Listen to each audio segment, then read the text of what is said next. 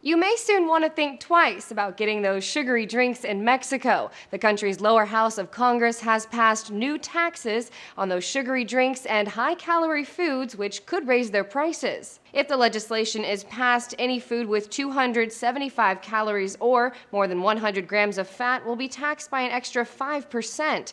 Soda would also cost 8 cents more per liter. The idea is to curb high rates of obesity and diabetes. 32.8% of Mexican adults are obese, and around 70,000 Mexicans die every year from diabetes. Al Jazeera credits that to bad eating habits. And this food, mainly tacos and greasy sandwiches, is really salty. It's what most people eat here on the street in Mexico.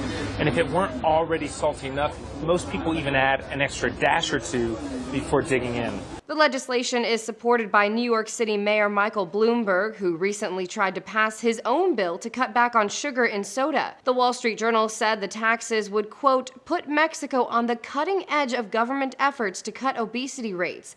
The executive director for the Center for Science in the Public Interest told the Journal, this appears to be the most aggressive strategy anywhere in the world in recent years to improve diets via tax disincentives. But Mexico's poorest are some of the tax's biggest critics. The Los Angeles Times reports the foods that will receive these taxes are mainly consumed by the poor.